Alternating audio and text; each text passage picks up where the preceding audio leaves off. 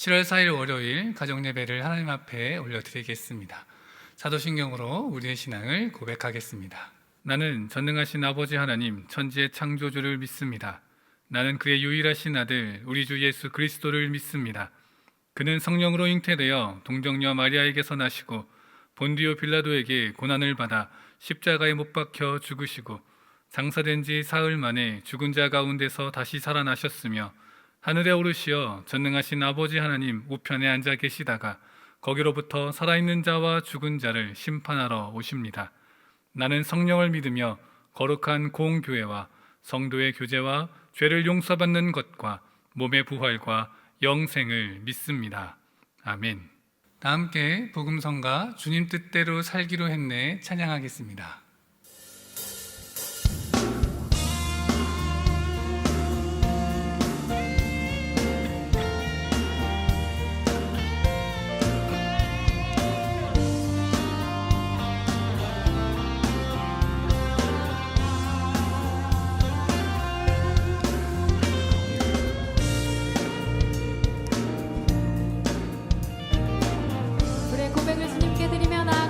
주님 뜻대로 주님 뜻대로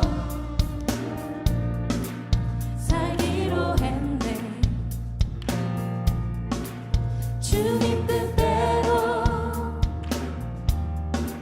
살기로 했네. 주님 뜻대로 살기로 했네. 뒤돌아서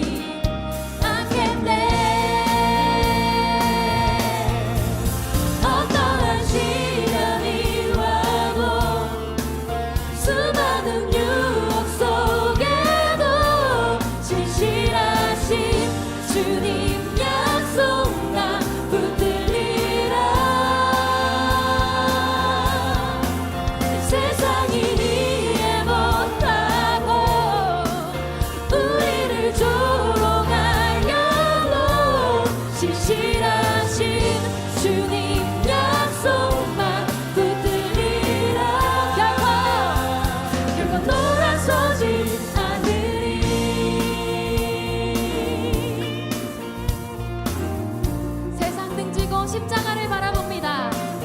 세상 등지고 십자가 보내.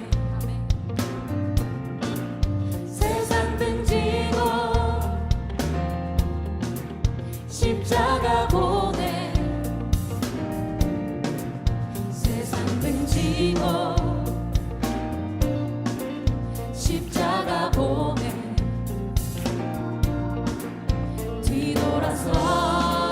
뒤돌아서지 않겠네.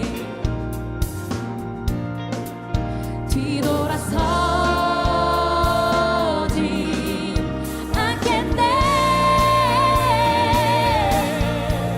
어떠한 시련이 와도 수많은 유혹 속에도 진실하신 주님 약속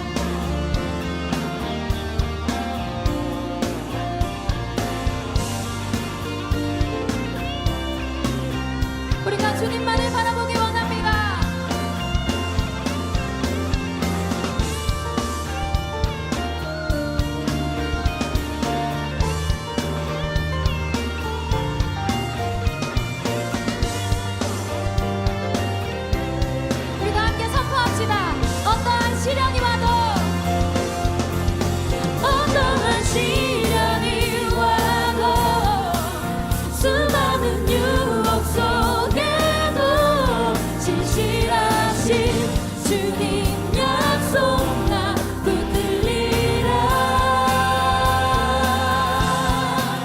세상이 이해 못하고 우리를 조롱하여도 진실하신 주님 약속 나 붙들리라. 우리 다시 한번 어떠한 시련이 와도 어떠한 시련이 와도 수많은 유혹 속에도 진실하신 주님 약속 나 붙들리라.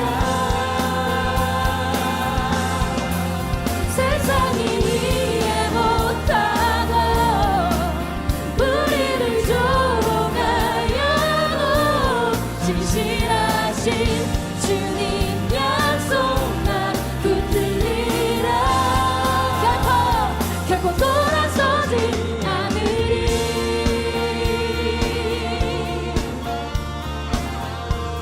우리가 오직 주님만을 바라봅니다. 우리를 통하여 주님의 뜻을 이루어 주시옵소서.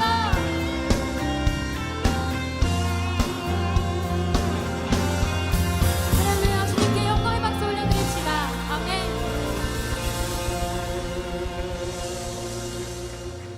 오늘 우리에게 주시는 하나님의 말씀은 히브리서 3장 7절부터 11절까지의 말씀입니다. 그러므로 성령이 이르신 바와 같이 오늘 너희가 그의 음성을 듣거든 광야에서 시험하던 날에 거역하던 것 같이 너희 마음을 완고하게 하지 말라. 거기서 너희 열조가 나를 시험하여 증험하고 40년 동안 나의 행사를 보았느니라. 그러므로 내가 이 세대에게 노하여 이르기를 그들이 항상 마음이 미혹되어 내 길을 알지 못하는도다 하였고, 내가 노하여 맹세한 바와 같이 그들은 내 안식에 들어오지 못하리라 하였느니라. 우리가 하나님 앞에서 불순종하게 되는 이유를 곰곰이 생각해 보게 될 때 가장 먼저 결론에 이르게 되는 단어가 있습니다. 그것은 바로 교만이라고 하는 것입니다. 이 교만은 잘난 체 하며 뽐내고 건방진 것이라고 사전은 정의하고 있습니다. 다시 말해 교만은 자신의 것을 과하게 여기고 그것을 드러내므로 남보다 자신이 더 나음을 과시하는 행위라고 할 수 있겠습니다. 다시 말해 교만은 내가 더 낫다, 내가 부족한 너보다 훨씬 낫다 라고 표현하는 모든 말과 행위라고 할 수 있겠습니다. 이러한 교만한 삶의 모습이 오늘 본문에 드러납니다. 바로 이스라엘 백성의 모습입니다. 출애굽하여 하나님의 인도하심과 놀라우신 역사하심을 경험했던 그들이었지만 그들의 모습은 교만이었습니다. 바로 교만을 통한 불순종이었습니다. 이스라엘 백성들은 출애굽 후 아주 이른 시기부터 시작하게 되었습니다. 그들의 불순종은 홍해의 기적을 경험했음에도 물과 양식 때문에 하나님을 원망함으로 시작하게 되었습니다. 민수기 14장 22절에서는 출애굽한 지 1년 반 정도밖에 되지 않은 시간 동안 이미 10번이나 하나님을 시험하고 원망하고 순종하지 않았다라고 기록하고 있습니다. 그들로 갖고 있는 교만이 그들의 은혜를 잊게 만든 것입니다. 하나님의 은혜가 크시지만 지금 내 문제가 더 크다는 것입니다. 하나님이 내 삶 가운데에 우리 민족 가운데에 역사하신 놀라운 은혜가 내가 분명히 알고 있지만 지금 나에게 먹을 물이 없고 지금 나에게 먹을 양식이 없는 이 문제가, 이 상황이 더 큰 어려움이다 라고 하는 이 교만한 마음, 지난날의 은혜를 잊고 자신의 상황만을 살피는 큰 교만이 이스라엘 백성 가운데에 있었던 것입니다. 결국 그들에게 내려진 것은 안식에 들어오지 못함이었습니다. 이 출애굽 세대는 하나님이 약속하신 가나안 땅에 들어가지 못하고 광야에서 다 죽게 된 것입니다. 그들의 마음과 그들의 믿음을 오늘 말씀 8절에서는 완고하다라고 표현하고 있습니다. 광야에서 하나님께 거역하였던 그 이스라엘 백성들의 마음이 완고했다라고 하는 것입니다. 이 완고하다라는 단어는 히브리어 원어로 살펴볼 때 스킬레리네테라는 단어를 말합니다. 이 단어는 마른, 굳은, 딱딱한과 같은 뜻을 가지고 있습니다. 하나님을 향한 이스라엘의 백성들의 마음이 마르고 굳어 딱딱해진 땅과 같았음을 나타내고 있는 것입니다. 아무리 하나님의 역사하심이 그들에게 나타나고 보여진다 할지라도 그들의 딱딱한 마음은 하나님께 순종하는 것이 아니라 오히려 불순종의 모습으로 나타나게 되었습니다. 그 크고 놀라우신 하나님의 도우심의 손길 앞에 온전한 믿음으로 순종하며 응답하며 나아가는 것이 마땅함에도 그들은 오히려 자신들의 문제가 생겼을 때 이 문제가 왜 나에게 생긴 것이냐며 하나님에게 모든 책임을 떠넘기는 그러한 모습을 보여주는 것입니다. 이 얼마나 큰 교만이고 이 얼마나 하나님 앞에 큰 건방짐이겠습니까? 그들에게 하나님은 결국 11절의 말씀처럼 말씀하실 수밖에 없습니다. 내가 노하여 맹세하니 너희들은 내 안식에 들어오지 못할 것이다. 이 안식은 이스라엘 백성에게는 하나님께서 예비하여 주신 젖과 꿀이 흐르는 가나안 땅이기도 하지만 오늘날 우리에게는 가나안으로 상징되는 하나님의 나라를 의미하고 있습니다.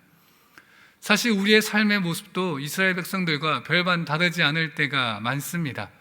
나를 향하신 하나님의 은혜가 확실하고 경험되어졌지만 금세 잊어버릴 때가 많습니다. 은혜는 단지 과거의 일이 되고 지금 내가 경험하는 이 어려운 현실 속에 사로잡혀 하나님을 원망하고 막무가내로 요구하는 어린아이와 같은 모습이 혹시 우리 안에 있지는 않으신가요? 오늘의 말씀을 살피며 40년 동안 광야에서 헤매며 하나님을 시험하다가 결국 안식의 땅에 들어가지 못한 이스라엘 백성을 우리가 잊어서는 안 될 것입니다. 그들의 일을 반면교사 삼아 특별히 가정 안에서 서로 권면하여 죄의 유혹을 이기도록 해야 할 것입니다. 불현듯 솟아오르는 불순종의 마음을, 교만의 마음을 잠재우지 싹 피우지 못하도록 서로 권면하고 챙겨주어야 할 것입니다.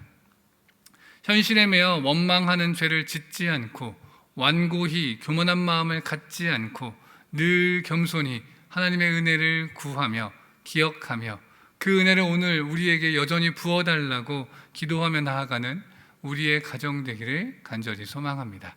나눔 질문드립니다. 혹시 내가 잊고 있었던 하나님의 은혜의 순간은 언제였나요?